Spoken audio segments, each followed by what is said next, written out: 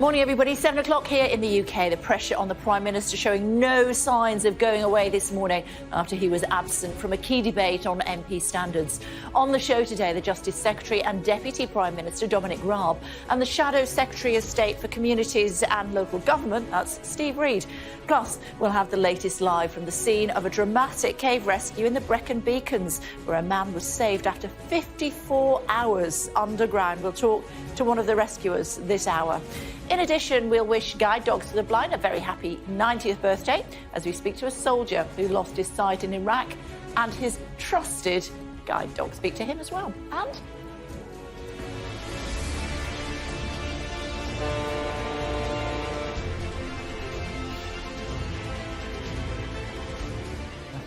adventurer Jordan Wiley tells us about the incredible series of challenges he has just completed as he keeps his promise to raise money for a school in East Africa. It's Tuesday, the 9th of November.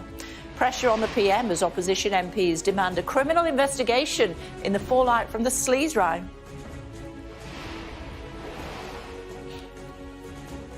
We'll have the latest on the dramatic rescue of a man who was trapped in a cave here in the Brecon Beacons for over 2 days. The mother of all mistakes claims an IVF mix-up led to 2 women in California giving birth to each other's babies. Our memories of childbirth will always be tainted by the sick reality that our biological child was given to someone else. In Chennai and India, emergency services have already been deployed. The city is underwater and there is more extreme rain forecast. Super Court in session as the government tries to clear a growing legal backlog caused by the pandemic.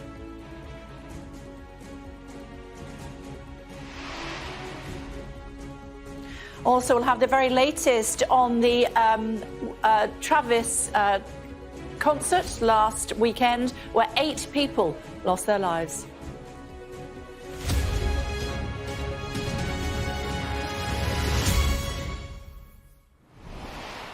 Morning, everybody. Try as they might, the government can't yet shake allegations of sleaze over its handling of the disciplinary vote against former MP Owen Paterson.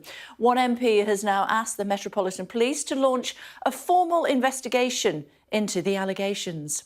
The story dominating many of this morning's front pages for you. I'm a Prime Minister, get me out of here, writes the Metro, as Boris Johnson is accused of running scared over sleaze allegations.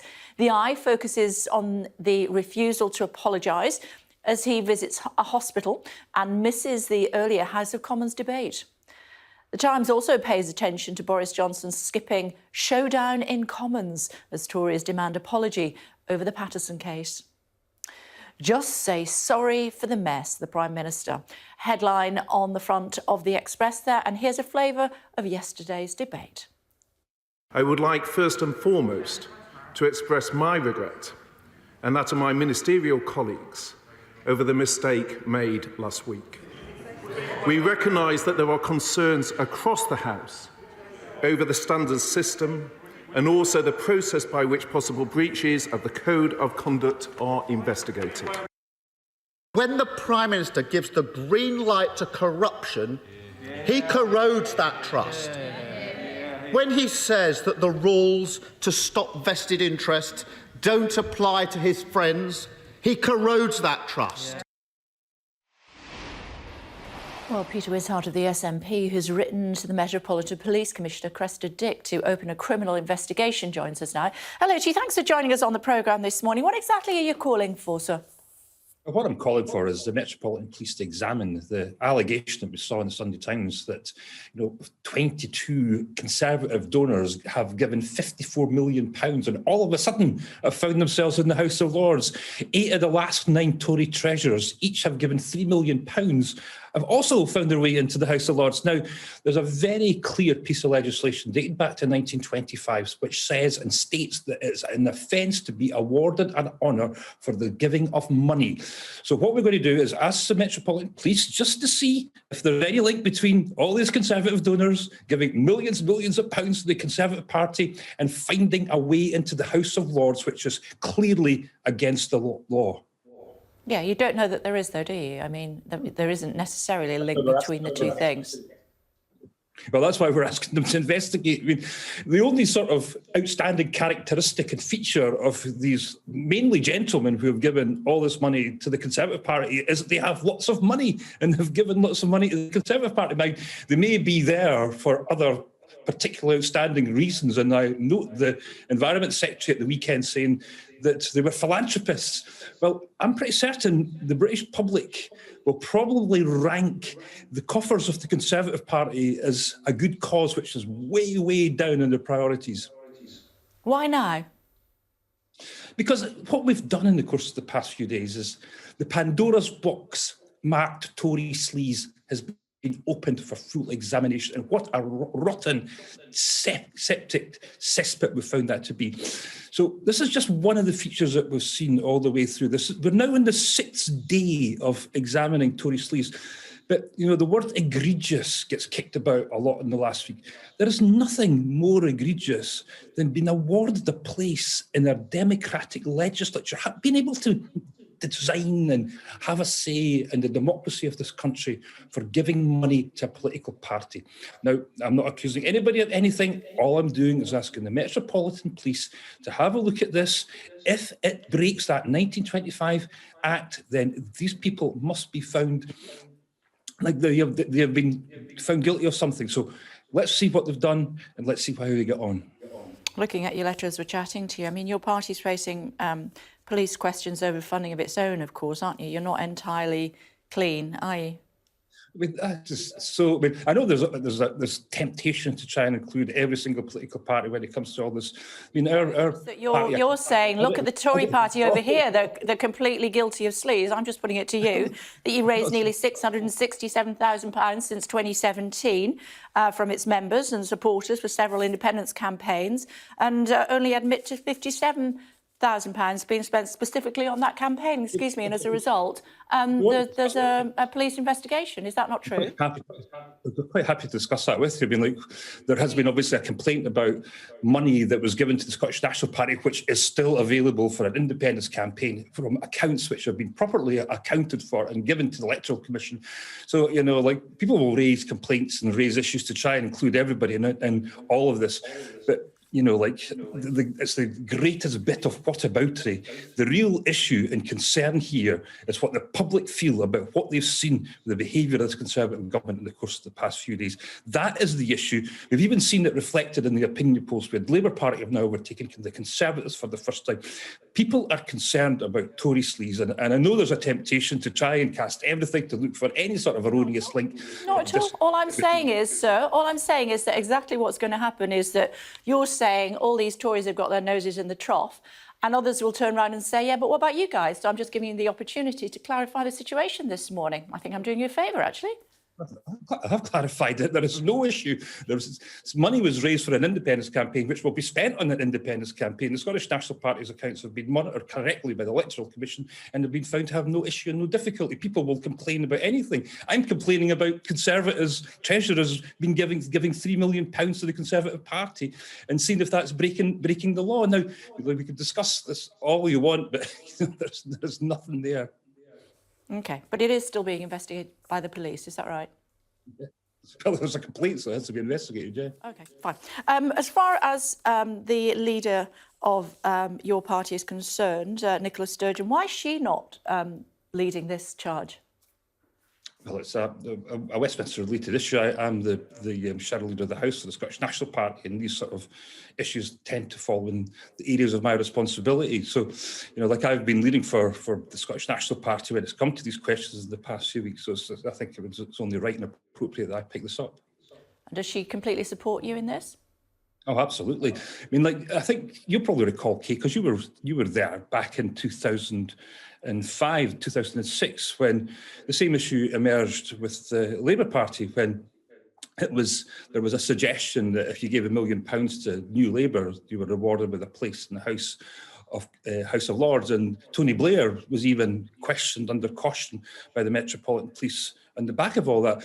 And it seems to me like very little has changed, and what's happened is that, you know, the price of a place in the House of Lords has gone up from £1 million from New Labour to £3 million under Johnson's Tories. The House of Lords is a rotten cesspit. It is the most absurd, ridiculous legislative chamber in the world, second only in size to the People's Congress of China. It has now been seen to be a place where party cronies, donors and placemen are put. I think it's time that we call a day in the House of Lords. We certainly should be calling a day on the fact that if you're able to give millions of pounds to a political party, you find yourself having a place in it. That the Metropolitan Police investigated and indeed questioned the then Prime Minister under caution. Nothing came of it. So what do you expect this time? Why is it different? Well, I'm hoping this time it will be different. I think what happened last time around, there was all the evidence that was presented, we needed some sort of corroboration to ensure that any sort of prosecution could be taken forward. I'm hoping this time that somebody emerges and tells the truth about this, to say, yes, they were told that if they were offered this money that they may come forward. We've already had an anonymous source in the Sunday Times saying that it's well known that £3 million gets you a place in the House of Lords. Now, all we need is for somebody in the course of an investigation to say that, to evidence that. Then we're on to something now. It's quite possible that, we might not get that, but this time round, I'm pretty certain and hopeful that, such as a concern about the issues around this, that somebody will come forward and help out with this investigation and to see if we can make sure that's progressed this time. Sadly, we're out of time. It's good to talk to you. Thank you for taking the time to join us this morning. Thank you.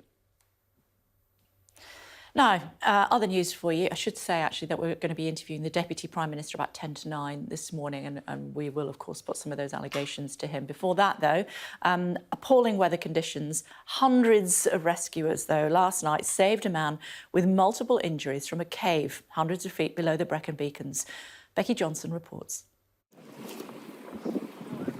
In the darkness and driving rain, the injured caver was finally pulled to safety.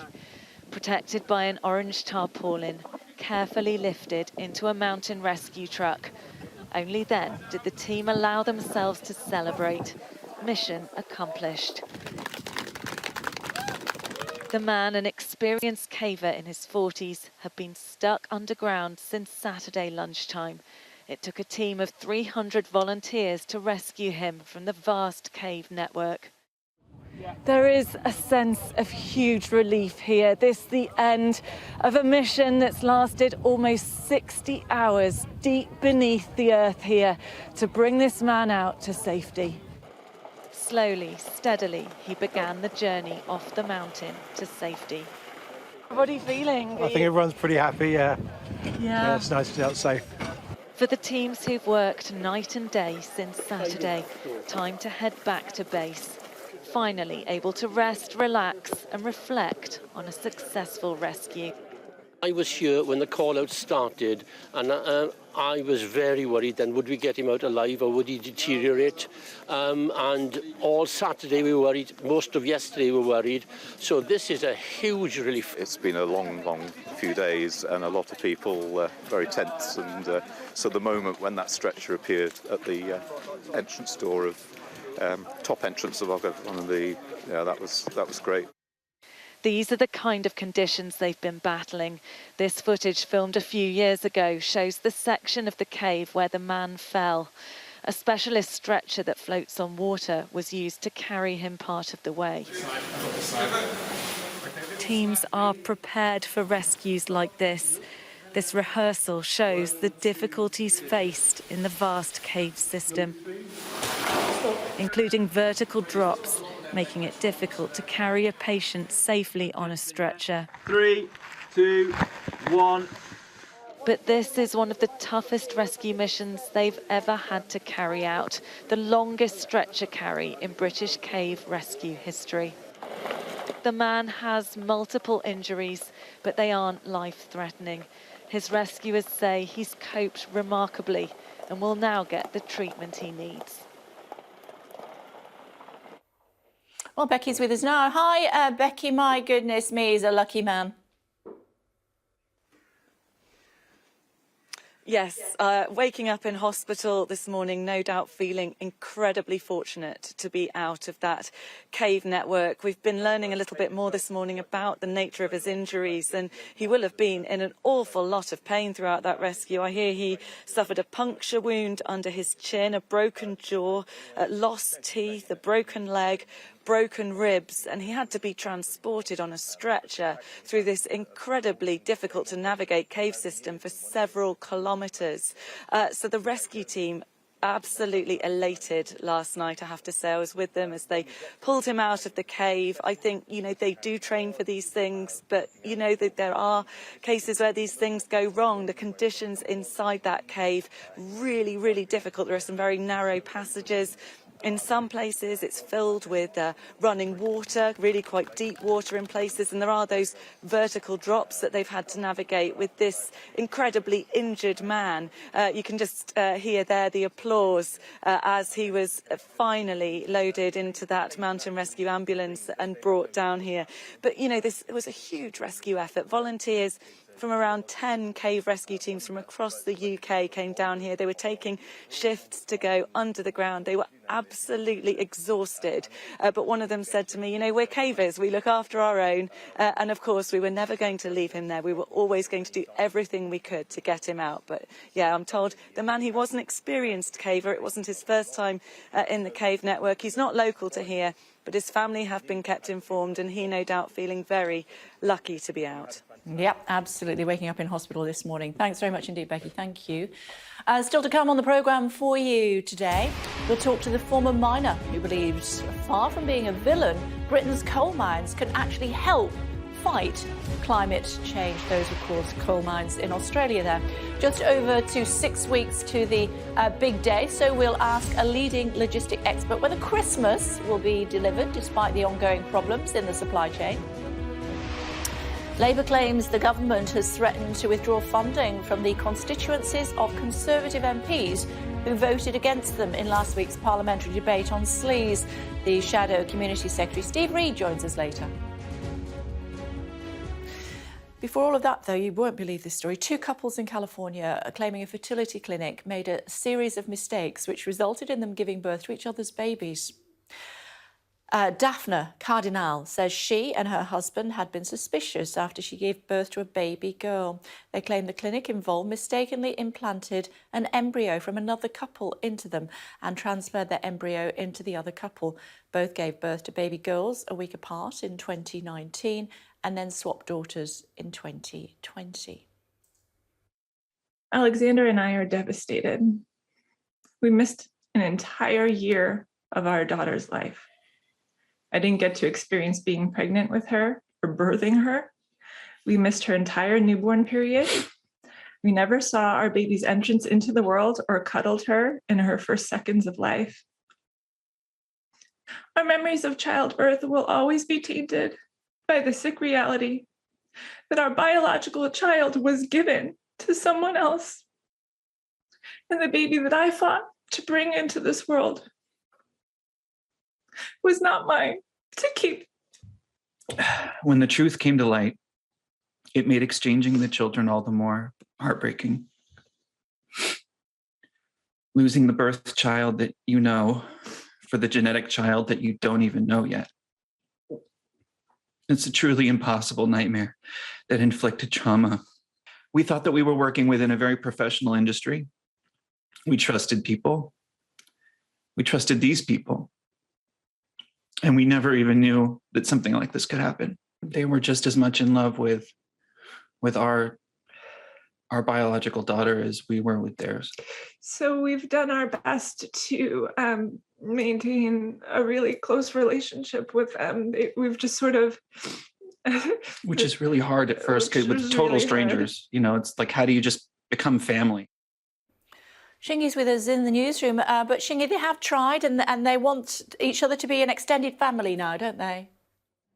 They do, but it's still an extraordinarily sad and traumatic case for that couple, Daphne and Alexander Cardinal. It all started in the delivery room in September 2019 when they had a child which they realised looked nothing like either of them. 7 weeks later, they took a DNA test and they realised their worst fears, that this child was not biologically related to the pair of them, which kicked off a saga of months-long difficulty and trauma in which they eventually found out that their embryo had been mixed up with someone else's during an IVF procedure. They're eventually able to track down that other pair of parents, and in January 2020, 3 months old, their biological daughter then began living with them, but they've spoken extremely well in really difficult circumstances about the trauma that's caused them and their family. They have a 5-year-old daughter who had begun bonding with that baby that was not their own. They described it as a living nightmare. Now, because of all of these things and the emotional distress, they're taking the LA-based fertility clinic to lawsuit. But I think it's also important to note they haven't commented, they have not responded as of yet. The couple, though, feel like by bringing this case forward and highlighting it, they can help stop this happening to other people. OK, thank you. Can you imagine the trauma involved? But they're trying to make the best of it, and both sets of parents are now getting together to make an extended family. We wish them all the best going forward. Meantime, emergency shelters have opened in Chennai as one of India's biggest cities faces the threat of severe flooding. Let's get more on this now from our correspondent, Katerina Vitozzi. Oh, goodness me. Knee-deep in water there, Katerina. Good morning. Yeah, good morning, Kay. Knee-deep in water, as you say, but imagine this. This is the legacy from a downpour that hit this city on Sunday. This isn't yet the extreme rain that has been forecast. We're expecting extreme rain from Wednesday, so that's tomorrow, and Thursday, to add to the legacy of what's already been dumped on the city. 24 centimetres of rain in an hour. Chennai simply unable to cope with that volume.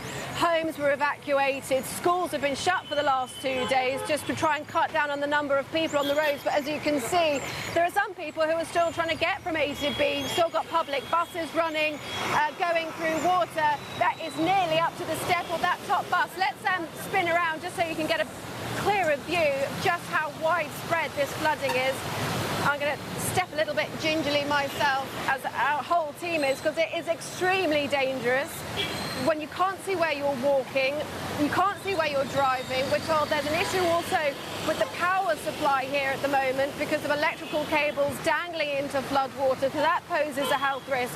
But really, what is the main concern for now is the uncertainty of what is still to come. You know, this isn't unusual to have this sort of rain at this time of year here in Chennai. It's the start of the late monsoon season, but what is... Oh, just be careful there, Dean, there's a bit of an edge there.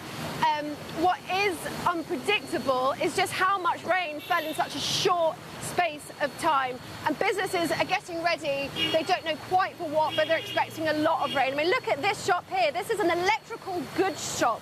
It is just inches away now from being flooding. I mean, we've been here about an hour and a half, and already we're seeing in this low-lying part of town, all of the water that's trying to drain away is coming here.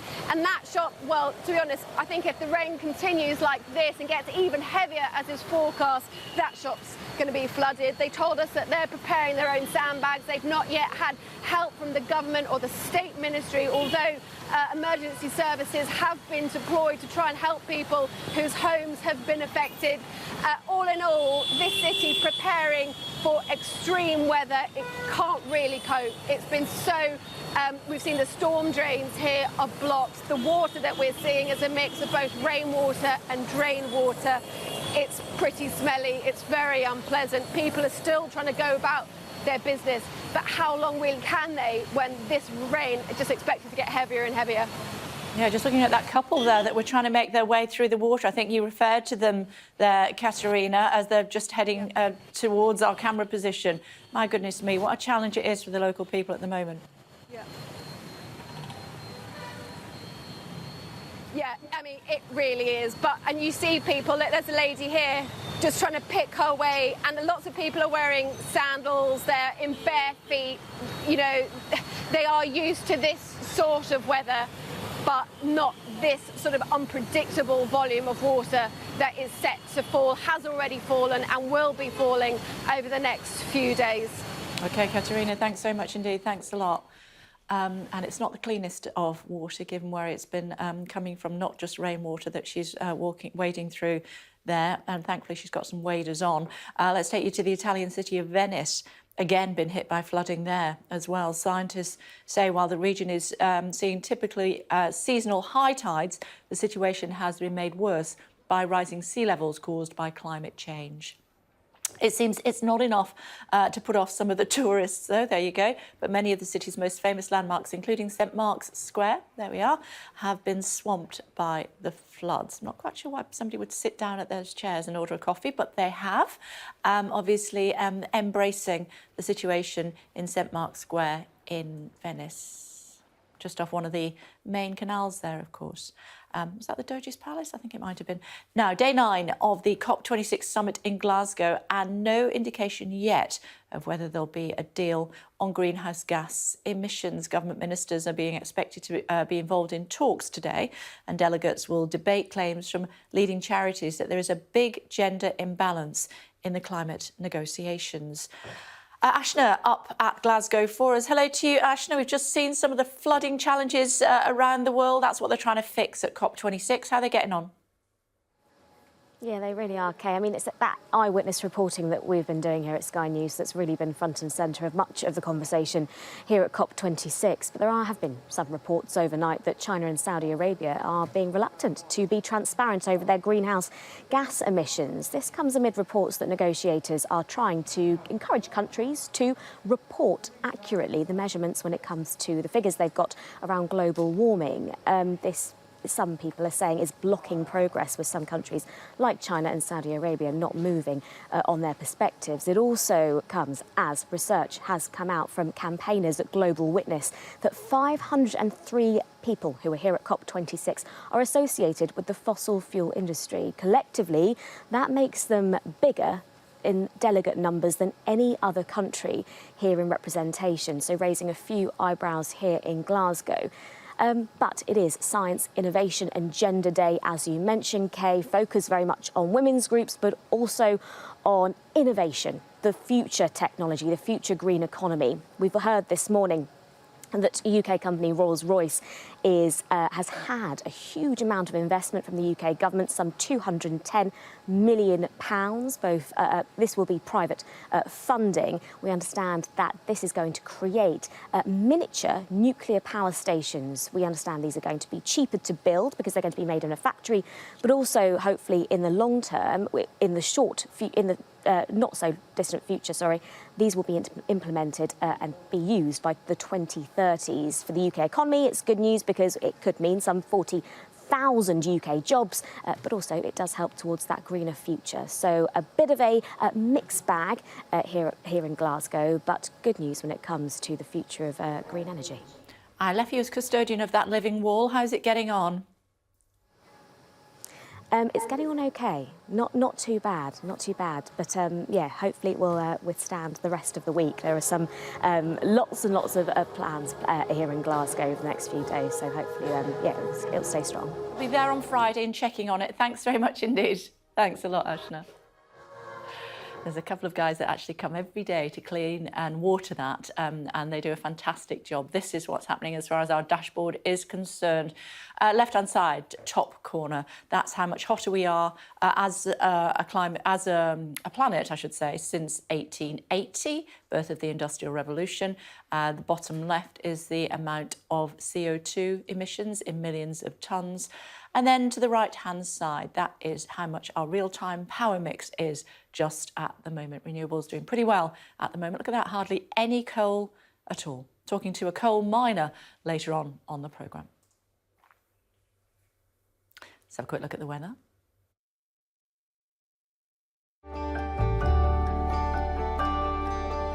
Look forward to brighter skies. The weather, sponsored by Qatar Airways. Patchy rain sinking across, fizzing out as it does so, and some heavy showers will rattle into the northwest. This morning is much milder than it has been recently, but it's also rather breezy. The weather, sponsored by Qatar Airways. The chief of police in Houston has revealed he told the US rap star Travis Scott there were concerns about public safety ahead of the concert, in which at least 8 people died in a stampede at the weekend. In a statement, Troy Finer confirmed he met the star and his head of security ahead of the incident, in which hundreds of people were injured at the Astro World Festival in Texas. The rapper is facing multiple lawsuits. A lawyer working on behalf on a number of victims says other relatives are also considering legal action. We will be filing a lawsuit on behalf of 35 plaintiffs. That number is growing. Our phone is rang off the hook. I think it's self-evident that this concert was planned incredibly poorly, that no regard was given to the safety of these young people at the concert, that there was no emergency response mechanism in place to help those who were in an extremist situation. There was not enough medical personnel, enough security personnel, and there were more people there than should have been there. Also making the news for you, a 10-year-old boy has died after reports of a dog attack in Wales. Gwent police say paramedics were called to the scene in Caerphilly yesterday afternoon, but were unable to save the child. The dog was later destroyed by armed officers. More than half of women in the UK saw changes to their menstrual cycle during the pandemic. Researchers at Trinity College Dublin found a significant increase in reports of painful and missed periods compared to before the lockdown. Scientists blame the changes on what they called an unprecedented psychological burden. Residents of a town in Romania had a lucky escape when they were invaded by a pack of badly behaved wild bears. Here they are. CCTV from the town of Chennai show people being chased down the streets by the bears. It's thought the main culprits were a hungry mum and her cub. Romania has one of the largest wild bear populations in the world, with an estimated 6,000 roaming. Hello, looking over the fence, roaming through the country. There they are. Watch this lady. She realises that, no, that's not a very good way to go. And here comes Mummy Bear chasing her. Yeah, look at that, look, the bear chasing that woman. Now, could coal mining actually help fight climate change? We'll be joined by a former miner who believes so in just a few moments.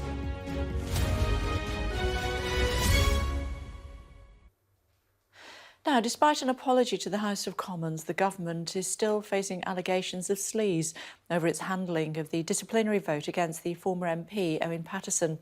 One MP has now asked the Metropolitan Police to launch an inquiry into the allegations. Peter Wishart from the SNP says he believes there should be a criminal investigation. What we've done in the course of the past few days is the Pandora's box marked Tory sleaze has been opened for full examination, and what a rotten septic cesspit we found that to be. So this is just one of the features that we've seen all the way through this. We're now in the 6th day of examining Tory sleaze, but you know, the word egregious gets kicked about a lot in the last week. There is nothing more egregious than being awarded a place in our democratic legislature, being able to design and have a say in the democracy of this country for giving money to a political party. How far are they going to get tomorrow? Morning, Kate. Well, the SNP are very angry about this story about Conservative Party treasurers and donors getting places in the House of Lords, which they're linking to the wider sleaze issue. Sure. Parliament yesterday debated the Owen Paterson debacle. Steve Barclay, a government minister, apologised, but Boris Johnson was 300 miles away in Northumberland and didn't want to apologise while he was there visiting a hospital, and he didn't get back in time, he said, on the train to make that debate. And there was a lot Not true, though, is it? Because he could have got back. The debate did go on for some time, so I think he could have probably made it. But there was some interesting levels of discontent from Tory MPs, including a former cabinet minister who said when the captain of the team makes a mistake, he should come and apologise. And I think while this standards issue rumbles on, it'd be interesting to see how that discontent with Boris Johnson's failure to apologise has an impact on the Conservative Party. I mean, we did look at the train times and we did look at the time that the debate finished. Just saying. Talk to me about super courts. That's right. I interviewed Dominic Raab yesterday about courts because the backlog in the Crown Court, where all the most serious cases, rape and murder and so on, are done, is 60,000, partly because a lot of trials had to be put on hold during COVID, but lawyers would say also because of a build-up of spending cuts and other difficulties. When I asked Dominic Raab when he thought that backlog would return to normal levels, he said it would take years. I put it to him that maybe 7 or 8 years. This is my report. When the call went out last year for venues to host a backlog of court cases, the team at Peterborough Cathedral was one of the first to respond. There's the old adage that justice delayed is justice denied, and we're glad to be able to help. We've had some fraud cases here. We sometimes see journalists outside when there's a really salacious case. With a few new accessories, this 800-year-old room can accommodate a socially distanced judge and jury. This cathedral and dozens of churches, hotels and theatres offered themselves up as Nightingale courts to hear cases during the pandemic. And many are still going because COVID and a build-up of spending cuts have left victims waiting years for justice.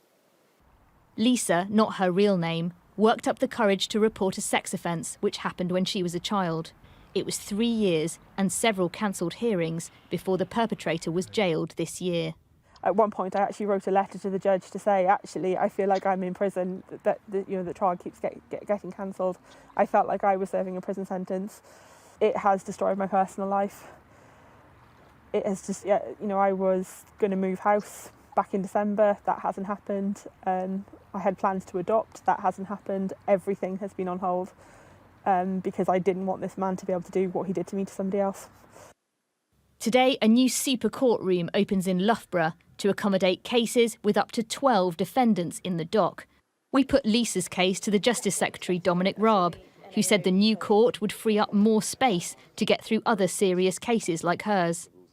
Well, I totally understand that on top of the appalling crime that they've suffered, they've got the extra anguish and ordeal of this wait in limbo, which is exactly why we're pushing £1 billion across the court system to get the wheels of justice whirring back like normal. Now, the Treasury gave you some more money. They expected the backlog to be 53,000 in 3 years' time. So at that rate, we're looking at 7 or 8 years to get the backlog down. Is that an acceptable timescale? I can't tell you with any precision exactly when we'll get back to pre-pandemic levels, but I'm confident that within 6 to 12 months at the very latest, we will start getting the backlog coming down. For those in the system, many of those on the long road to getting justice feel they are the ones on trial. Tamara Cohen, Sky News. And we are going to be chatting, I think, to Dominic Raab later, aren't we? Yes, he's coming on for the government to defend the Owen Paterson case and wider issues of Sleaze. He and the Prime Minister were both, I believe, not at the debate yesterday, and he'll be talking about where they go from here and what is the standard system going to be in future, because we currently don't have one. OK. Thanks very much, Tamara. Thanks a lot. Tomorrow's Take, of course, at 9 o'clock as well. Looking forward to it. Well, as the COP26 talks progress, there's criticism of the agreement on coal. Two of the biggest producers, Australia and China, have not signed up to the deal to phase out coal power. Are they right? Joining us now is Chris Kitchen, General Secretary for the National Union of Mine Workers. Hello to you, Mr Kitchen. Thanks for joining us on the programme this morning. What role is there for the future of coal? I think there could be a role for the future of coal within protecting us environment and reducing CO2 emissions. We know that carbon capture and storage will have to be developed and deployed to gas power stations.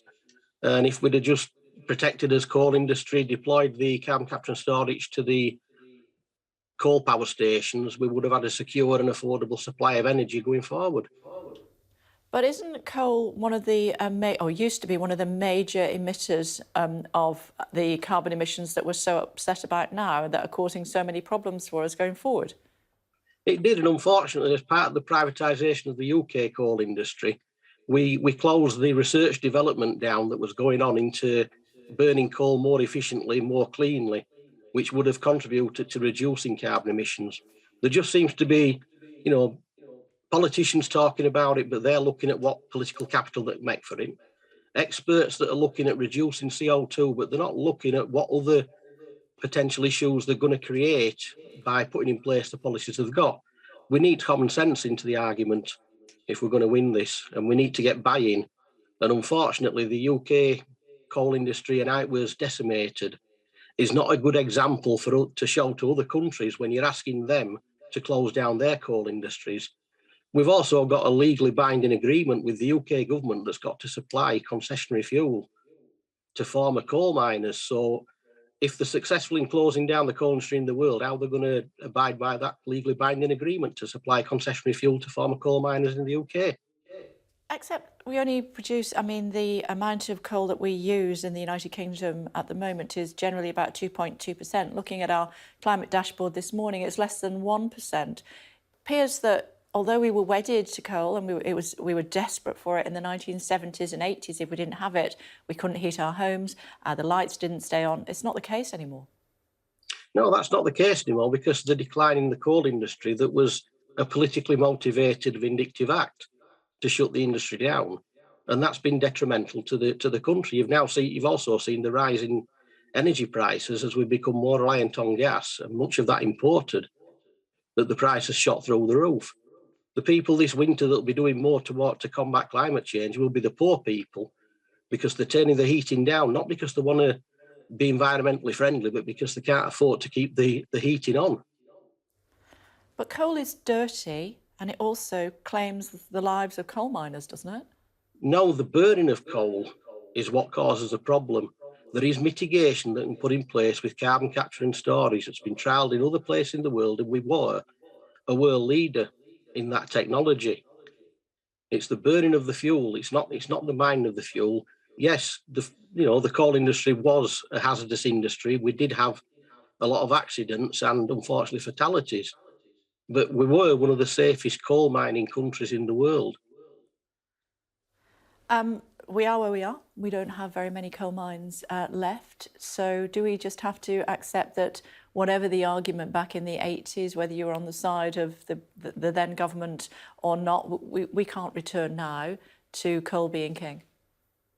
No, I think there is a coal mine in West Cumbria that's looking to be opened back up. It's stuck in planning, even though it was given planning by the local planning authority, but it's been called in by the government. That's for coking coal. And the government, keeps saying that they're in favour of retaining the British steel industry. So it seems like a common sense approach to combating climate change to miners own coking coal from that mine and transport it and use it in our steel industry, as opposed to transporting it halfway around the world and then burning it over here. And like I said before, it's the burning of it that gives off the CO2, not the mining of it. Thank you very much indeed for explaining that to us on the programme this morning. Thank you. Thank you. Thank you. Very sad news reaching us this morning about an amazing guest that we spoke to a couple of months ago. You'll remember him, Alex Flynn. He has died as he was on a trek to the Himalayas and Mount Everest to raise money for research into Parkinson's disease. The adventurer was diagnosed with the condition at the age of 36. In a statement, his family said he went out exactly how he would have wanted to, off the high of having completed another adventure on top of the world. Alex was undertaking the expedition to raise money for the charity Parkinsons.me. The not-for-profit aims to give positive support and advice to families affected by the disease. Now, Brexit and the pandemic have been blamed for the ongoing supply chain problems. Supermarkets still reporting empty shelves, and transport companies are offering increasing salaries to lorry drivers. So will Christmas dinner and the presents be delivered on time? Alex Veitch is the Deputy Director of Public Policy at Logistics UK. Hello to you, thanks for joining us. How bad is it out there? Has it got any better?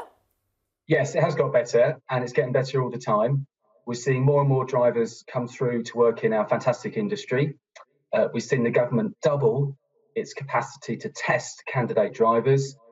We've written with the government to 1 million people who have an HGV licence to encourage them to get back to driving. And there are many more measures being taken both by industry and government to encourage people to get back to it, to join it. And we are confident that this is a resilient sector that will deliver what people need at Christmas. And there are some novel ways of making sure that we get things like booze around, isn't there? I think there is extra trains being laid on to bring in Christmas booze, that sort of thing. Is that right? Yeah, well, listen, the wine train has been a thing for many years in the logistics world. It's normally one of the things in our media bubble. It doesn't get a lot of attention. And I'm glad you're talking about it because it's not the only one. You may not know this, but wine comes all the way from Australia and New Zealand by ship in specially controlled refrigerated units. So there's all kinds of innovative ways that the logistics sector meets the challenges and meets customer demand. We know the government's looking at making more use of rail at the minute, which is fantastic. And we also know that we're building back the workforce to deliver our domestic supply chains and get Christmas delivered. And when the boats get here, can they dock at places like Felixstowe? Yes, docking isn't so much the problem. It's more about have we got enough people and enough equipment to move the containers off the port. Now, that is another symptom of the driver challenge. It is moving on. What we've got to do is keep the throughput of people joining the industry. We didn't get as many work visas as we wanted, but the government has now introduced a rule to allow foreign HGV drivers and companies to make more domestic trips than they normally do. That's something that we decided not to oppose, provided that it has no impact on the market for domestic hauliers. So with that and the additional capacity that's come through the better testing and the better wages on display, we are confident the ports will get cleared and that Christmas will have the minimal disruption possible. And are European drivers coming forward? Because they didn't really, did they? I mean, the government was looking for something like 5,000, but at the last count it was about 26. Well, the visa provision was limited anyway because it was only for drivers working in food or for fuel. It was 300 for fuel and 4,700 for food. We actually don't have figures on the uptake, but I think perhaps a more effective measure is going to be allowing foreign drivers to take more journeys when they're in the UK. When they drop something off, they'll be able to do unlimited trips for a 2-week period, which normally is something we wouldn't like to see because it's damaging to UK haulage. But there's so much demand out there that talking to our members, we felt on balance not to oppose it because it provides extra capacity in the market. That's a temporary measure for 6 months. So that's probably going to be more helpful than visas. What we want to see on visas is a long-term pragmatic review across the whole economy to see which of these so-called level 2 jobs should be allowed to get a long-term skilled worker visa. And it's not just us saying that, it's the care sector, it's hospitality as well. I think that needs long-term reform, but that's not going to be quick enough to help for Christmas. OK. Alex, we are going to dub you the guy who saved Christmas this morning. Thanks very much indeed for joining us. Thank you. Thank you. Now, the Canadian city of Vancouver has been experiencing some extreme weather in the last few days. Have a look.